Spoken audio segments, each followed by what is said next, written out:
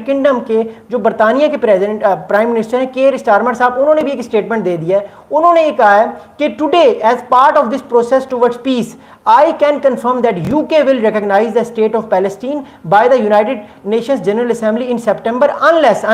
the Israeli government takes substantive steps to end the appalling solution in Gaza. تو دھمکی دی ہے care Starmer صاحب نے کہ اگر جو ہے وہ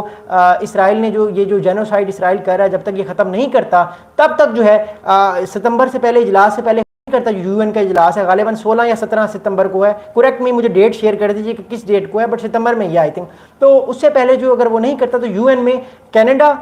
فرانس اور یو کے یہ سارے ملک جو ہیں یہ مل کے جوائنٹ اسٹیٹمنٹ دیں گے کہ ہم فلسطینی ریاستوں کو قبول کریں. تو اسرائیل میں بیسکلی یہ پریشر ڈالا جا رہا ہے انڈائریکٹلی کہ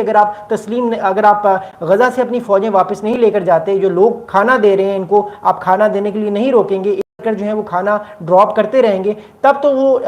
اس ریاست کو قبول نہیں کریں گے, ادروائز وہ قبول کر لیں گے. تو یہ ایک طریقے سے پریشر ٹیکٹک ہے یو کے کی طرف سے اور بھی بہت سارے ممالک کی طرف سے. اچھا, اب ایک اور بڑی انپورٹنٹ چیز بتا دوں کہ کیا وجہ ہے اس ٹائم یونائٹڈ کنگڈم ریکگنائز کر رہا ہے. دیکھیے میں نے آپ کو بتایا کہ یونائٹڈ کنگڈم میں بھی ایک بہت بڑا مسلم ڈائسپورا ہے, ساؤتھ ایشین ڈائسپورا ہے اور گلوبل سائڈ ڈائسپورا ہے, جس کا جو پریشر ہے ووٹ بینک پہ وہ بیسیکلی کیئر اسٹارمر صاحب پہ پریشر ہے, اور وہ جب تک اس پریشر کو ہینڈل نہیں کریں گے ان کی گورنمنٹ جلدی چلی جائے گی. جو اس ٹائم لیبر گورنمنٹ ہے, لیبر گورنمنٹ جو لیفٹسٹ گورنمنٹ ہے, لبرل گورنمنٹ ہے, وہ چلی جائے گی اور پھر دوبارہ سے رائٹسٹ گورنمنٹ آ جائے گی. تو مسئلہ یہ ہے کہ ان کو اپنے آپ کو گورنمنٹ میں بھی رکھنا ہے اور ان کو ووٹ بینک بھی جیتنا ہے. تو this is basically the politics is going around. تو اس چیز کو آپ کوئی نیکی مت سمجھیے, میں پھر کہہ رہا ہوں اس چیز کو آپ سمجھیے کہ ان کا اپنا نیشنل اپنا پولیٹیکل انٹرسٹ ہے, اس لیے وہ یہ کام کر رہے ہیں. ورنہ دیکھیے برطانیہ نے کبھی پہلے بھی تو دیکھیے کتنے ہزاروں لاکھوں لوگ غزہ میں مار دیے گئے, کبھی بھی برطانیہ نے اس طرح کا قدم نہیں لیا. ابھی ان کو ووٹ چاہیے, اگر وہ نہیں دیں گے, اگر وہ یہ قدم نہیں لیں گے تو پھر دوسری پارٹی کو ووٹ مل جائے گا اور وہ الیکشنز ہار جائیں گے. اگلا بڑا انپورٹنٹ اسٹیٹمنٹ یہ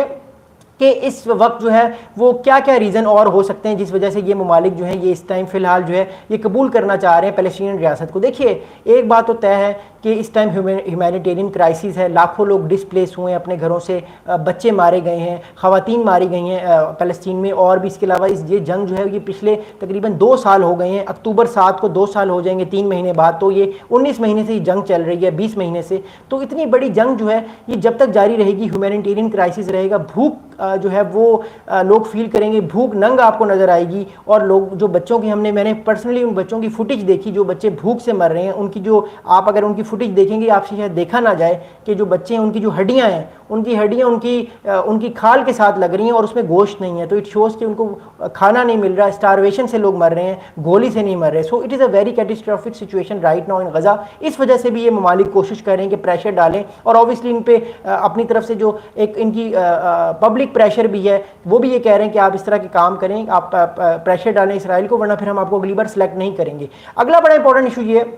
کہ اسرائیل پہ اس لیے بھی یہ پریشر ڈالا جا رہا ہے کیونکہ ایک تو ڈیموگرافک بھی چینج ہو رہی ہے, ان کو ووٹ بھی دینا ہے. دوسرا انپورٹنٹ ایشو یہ ہے کہ ان ممالک کو اپنا امیج بھی ٹھیک کرنا ہے دنیا کے سامنے. دیکھیے یہ بڑی بڑی ڈیموکریسیز ہیں, لبرل ڈیموکریسیز ہیں, یہ کہتی تھیں کہ ہم دنیا میں جو ہے وہ لوگوں کے رائٹ کی بات کریں گے, ہم لوگوں کے ووٹ کی بات کریں گے, ہم ہیومن رائٹس کی بات کریں گے. لیکن آج یہ ڈیموکریسیز جو ہیں یہ ہیومن رائٹ کی بات کر تو رہی ہیں اپنے ممالک میں, لیکن یہ جب اسرائیل جینوسائڈ کر رہا ہے غزہ میں اس کی یہ بات یہ کنٹریز نہیں کر رہے. اٹ شوز کہ دیر واز اے ہپوکریسی, جو ہپوکریسی ایک طرح سے ایکسپوز ہو رہی ہے ویسٹ کی, اور اس وجہ سے ان کنٹریز یہ مجبور ہو رہے ہیں کہ اپنی جو اس ہیپوکریسی کے اس شیڈو کو وہ چینج کریں اور واقعی میں پیلسٹینین جو ایشو ہے, پیلسٹینین جو مسئلہ ہے اس کو سالو کریں, تاکہ گلوبل امیج جو ہے ان ممالک کے بارے میں بہتر ہو اور لوگ ان کنٹریز کی جو تعریف کریں کہ ان کنٹریز نے اچھا کام کیا ہے اور انہوں نے اسرائیل کو ایک طرح سے ٹائٹ کر کے رکھا ہے کہ آپ نے جو ہے جب تک آپ پیلسٹین کو آپ لوگ پیلسٹین کے ساتھ آپ معاملات ٹھیک نہیں کریں گے ہم آپ کو قبول نہیں کریں گے. تو بیسکلی اس کے پیچھے ایک پالیٹکس بھی ہے اور اپنی ایک جو اپنے امیج کو بہتر کرنا ہے یہ بھی چیز ہے. تو بیسکلی اس کے پیچھے بہت ساری اور چیزیں ہیں جس پہ میں آپ لوگوں کے ساتھ ڈسکس کر رہا ہوں. اب میرا اپنا جو ہے وہ پرسنل رائے کیا ہے کہ کیا واقعی یہ کنٹریز جو ہیں یہ ایکسیپٹ کریں گے, یہ کنٹریز کیا واقعی قبول کریں گے اس پیلسٹینین ریاست کو یا نہیں. دیکھیے میں سمجھتا ہوں کہ یہ لوگ پیلسٹینین ریاست کو قبول نہیں کریں گے. اس کی وجہ یہ ہے کہ دیکھیے